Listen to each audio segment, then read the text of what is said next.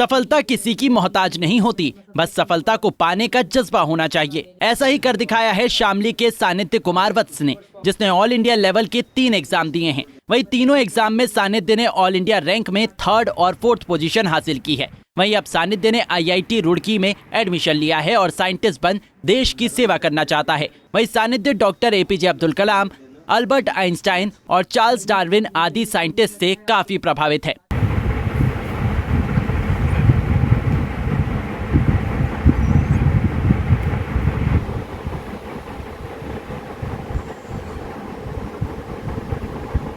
आज हम आपको एक ऐसे छात्र की कहानी से रूबरू कराने जा रहे हैं जिसने असफल छात्र छात्राओं के लिए जीवन से जुड़ा एक मंत्र दिया है। हम बात कर रहे हैं शामली के सानिध्य कुमार वत्स की, जिसने साइंटिस्ट बनने की चाह रखते हुए IIT रुड़की, एम्स और गेट B का एग्जाम दिया था। वहीं पढ़ाई लिखाई में लगनशील सानिध्य कुमार ने अपनी सफलता को पाने के लिए दिन रात मेहनत की और IIT रुड़की की परीक्षा में भारत में 3रा स्थान प्राप्त किया। वहीं एम्स की परीक्षा में ऑल इंडिया में 4था स्थान प्राप्त किया है, जबकि गेट B में भी इंटरव्यू के दौरान सानिध्य को पहली बार में ही सफलता हाथ लगी है। वहीं सानिध्य अब न्यूरो साइंस में पढ़ लिख कर बड़े बुजुर्गों की याददाश्त क्यों चली जाती है या फिर कम क्यों हो जाती है, उस विषय पर रिसर्च कर साइंटिस्ट बनना चाहता है। आने वाले भविष्य में बूढ़े बुजुर्गों की याददाश्त कम ना हो, उसके लिए रिसर्च कर भारत को एक ऐसी मेडिसिन भी बनाकर देना चाहता है जिससे किसी की भी याददाश्त कमजोर ना हो। वहीं सानिध्य अपना ideal doctor APJ Abdul Kalam, Albert Einstein और चार्ल्स डार्विन आदि साइंटिस्ट को मानता है। मैंने गेट B एग्ज़ाम दिया था जिसमें मेरी ऑल इंडिया रैंक 3 आई है, और फिर उसके बाद मैंने एम्स दिल्ली का भी एग्ज़ाम दिया था बायोटेक और बायोकेमिस्ट्री में, जिसमें मेरी ऑल इंडिया 4th और ऑल इंडिया 11th रैंक आई है। मैं Jawaharlal Nehru centre for advance studies में इंटरव्यू था मेरा, वहाँ भी मैं सेलेक्टेड हूँ। और बस ये फ़िलहाल CUET का जो PG का एग्ज़ाम होता है उसका रिज़ल्ट आना भी बाकी है। आपने 3 एग्ज़ाम दिए, 3 एग्ज़ाम में आपकी अच्छी रैंक रही है, तो कुछ स्टूडेंट्स हैं जो पढ़ाई लिखाई से आतात हो जाते हैं, उनके लिए क्या मैसेज देना चाहिए? उनके लिए बस यही मैसेज है कि मतलब पढ़ाई ज़रूरी है, लेकिन मतलब लाइफ से ज़्यादा ज़रूरी कुछ नहीं है। सबसे इम्पोर्टेंट आपकी लाइफ है, क्योंकि मैं खुद ऐसा नहीं है कि मैंने सीधा पहला ही एग्ज़ाम था मैंने जिसमें मैं टॉप किया। मैंने नीट एग्ज़ाम भी दिया था अपने 12th के बाद, जिसमें मेरे मार्क्स ठीक अच्छे थे, बट मैं उसमें इतने अच्छे मार्क्स नहीं ला पाया था जितने इसमें। तो रास्ते बदलते रहते हैं, पर इसका मतलब ये नहीं है कि मतलब हताश हो जाएं और मतलब आप जर्नी छोड़ने से अच्छा है आप एक रास्ते बदलें या फिर अपने लिए देखें कि आपके लिए क्या सही है। मेरा जो बैचलर्स था वो बनारस से था, तो मैं घर से दूर रहता था। तो घर से तब दूर रहते हैं तो हमेशा मतलब ऐसा होता था हफ्ते या 2 हफ्ते या 3 हफ्ते बाद घर की याद आती है या फिर वो, तो घर से मतलब काफ़ी मोटिवेशन मिलता था कि कोई नहीं है, थोड़ा टाइम बाद है, फिर कहीं सेलेक्ट हो जाएगा अच्छी जगह, दिन फिर आसपास आ जाएगा या फिर कहीं और अच्छी जगह जाएंगे, तो घर से काफ़ी मोटिवेशन मिलता था।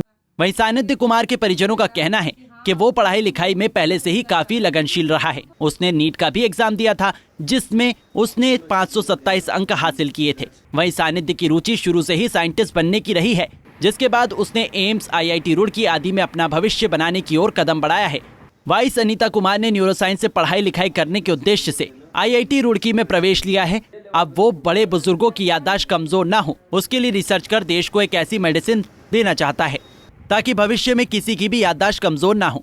सर, बेटे के बारे में मेरा जो एक अपना वो है, सानिध्य ने जो भी सोचा है वो सानिध्य ने करके भी दिखाया है। 12th में जब इसने बायो ली थी तो मैंने इसको कहा कि बेटा आप मैथ्स ले लो। थोड़ा आपको लगता भी है कि मैथ्स को लेकर थोड़ा ज़्यादा वो रहता है कि हमारे पास चॉइसेस ज़्यादा होती हैं, लेकिन इसने मुझे बोला कि मम्मा आप मुझे बायो लेने दो और मैं अपने इस सब्जेक्ट में आपको निराश नहीं करूँगा कभी भी। तो ये सेंट आरसी का बायो फिजिक्स का टॉपर भी रहा। उसके बाद इसने एक मेरी इच्छा के चलते हुए इसने नीट का भी एग्ज़ाम दिया, लेकिन इसकी इच्छा थी कि मुझे बनारस यूनिवर्सिटी से अपनी ग्रेजुएशन पूरी करनी है, क्योंकि इसका जो सपना है वो रिसर्च में जाने का है। और मुझे लगता भी है इसके रिजल्ट्स को देखने के बाद, अब तो 1 हफ्ते से जिसके 15 दिन से जिसके रिजल्ट सामने आ रहे हैं कि मम्मा मेरी 4th रैंक है, मेरी 3rd रैंक है, तो कई बार तो मैंने खुद इसको फ़ोन करके पूछा है कि आज कोई रिज़ल्ट आया तुम्हारा, तो फिर ये हंसने लगा कि हाँ मेरा तो मम्मी रोज़ ही कोई ना कोई रिज़ल्ट आ रहा है। तो इसने मतलब मन को बहुत सेटिस्फाई मुझे किया है, जितनी मेहनत और जितना समय इसने दिया है, बहुत अच्छा रिजल्ट इसने हम लोगों को दिया। सभी पूरा परिवार बहुत खुश है। बता दें कि सानिध्य कुमार वत्स ने उन छात्र छात्राओं के लिए मैसेज दिया है जो छात्र छात्राएं पढ़ाई लिखाई से हताहत होकर आत्महत्या तक कर लेते हैं।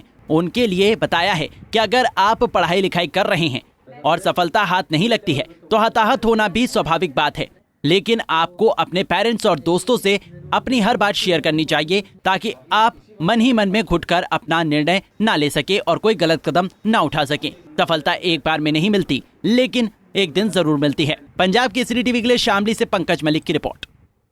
हमसे जुड़े रहने के लिए हमारे YouTube चैनल को सब्सक्राइब करें और नई वीडियो की नोटिफिकेशन के लिए बेल आइकॉन को दबाएं। अगर आप ये वीडियो Facebook पर देख रहे हैं तो लाइक जरूर करें और ज्यादा से ज्यादा शेयर करें। धन्यवाद।